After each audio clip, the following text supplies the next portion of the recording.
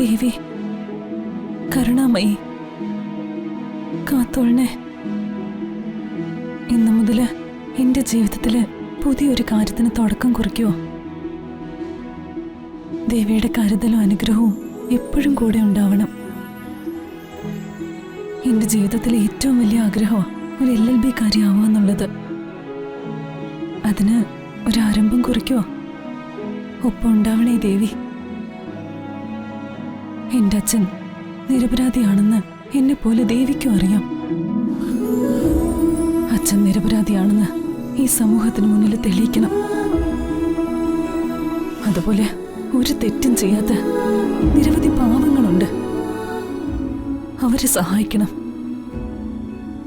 അതിന് ദേവി എന്റെ കൂടെ ഉണ്ടായേ തീരൂ. എന്റെ എല്ലാ കാര്യങ്ങൾക്കും ഒപ്പം ഉണ്ടായ ദേവി ഇതിനും തുണയായി ഉണ്ടാവണേ. അമ്മേ മഹാമായേ.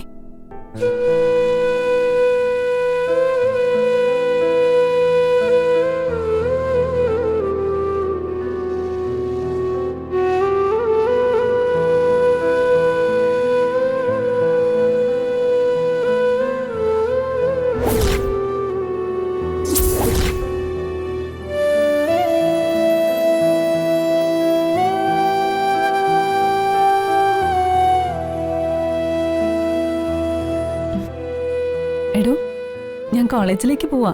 ഇന്നോ? താൻ എന്തോ ഒന്നും അറിയാത്ത പോലെ സംസാരിക്കുന്നേ. സെലക്ഷൻ ലിസ്റ്റ് ഇട്ട കാര്യമൊക്കെ ഞാൻ തന്നോട് പറഞ്ഞല്ലേ. ഇന്ന് അഡ്മിഷൻ എടുക്കാനുള്ള തീയതി. എനിക്കറിയായിരുന്നു. ഇന്ന് പോയി ജോയിൻ ചെയ്യണോ അല്ലേ? ഞാൻ കോളേജിൽ പോകുന്നതിന് താനും ഒരു കാരണക്കാരനാ. അതുകൊണ്ട് തന്റെ അനുഗ്രഹവും വേണം. ഇയാള് എല്ലാ സർട്ടിഫിക്കറ്റും എടുത്തു വെച്ചിട്ടുണ്ടോ? തനിക്കെന്താ ഒരു സന്തോഷമില്ലാത്ത? ഞാൻ പഠിക്കാൻ പോകുന്നത് തനിക്ക് ഇഷ്ടമല്ലേ? ഇഷ്ടമല്ലാത്തോണ്ടല്ല. പിന്നെ താൻ പഠിക്കാൻ പോയി തുടങ്ങിയ പിന്നെ പകലൊന്നും തന്നെ കാണാൻ പറ്റില്ലെന്ന് ഓർക്കുമ്പോ ഒരു വിഷമം. ഓ, അതാണോ? എനിക്ക് സന്തോഷമേ ഉള്ളൂ. അവിടെ ചെന്ന് നല്ല സുന്ദരൻ ചെക്കന്മാരെയൊക്കെ കാണാലോ. തന്റെ ഈ മരമോന്ത കണ്ട് ഞാൻ മടുത്തു. 4-5 കൊല്ലം ദേന്ന് പറഞ്ഞങ്ങ് പോവും. പിന്നെ ചിന്നൊരു വക്കീൽ കോട്ടക്കിട്ടങ്ങ് ഇറങ്ങും. തന്നെ പോലെയല്ല, നല്ല കേസുള്ള വക്കീലായിട്ട്. ഒരു കാര്യം ഉറപ്പാ, ഈ ചിന്നു എന്നും പാവപ്പെട്ടവർക്ക് ഒരു സഹായം ചെയ്യുന്ന വക്കീലായിരിക്കും. കാശില്ലാത്തവന് നീതി ലഭിക്കണം. ഗുഡ്. എന്നാ പോവാം. എങ്ങോട്ടാ?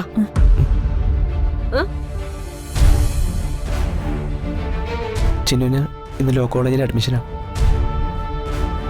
ഞാനിവിടെ ഡ്രോപ്പ് ചെയ്തിട്ട് വരാം. നീ ഇവളുടെ ഡ്രൈവറൊന്നും അല്ല. ഇവൾക്ക് പോവാനുള്ളിടത്ത് ഇവള് പൊയ്ക്കോളും.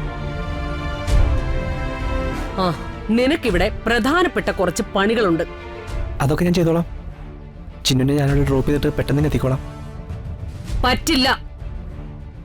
ഇന്നിവിടെ ചില VIP ഗസ്റ്റുകളൊക്കെ വരുന്നുണ്ട്. നീ ഇവിടെ ഉണ്ടാവണം. ഞാനെന്തിനാ? നീ ഇവിടെ വേണം.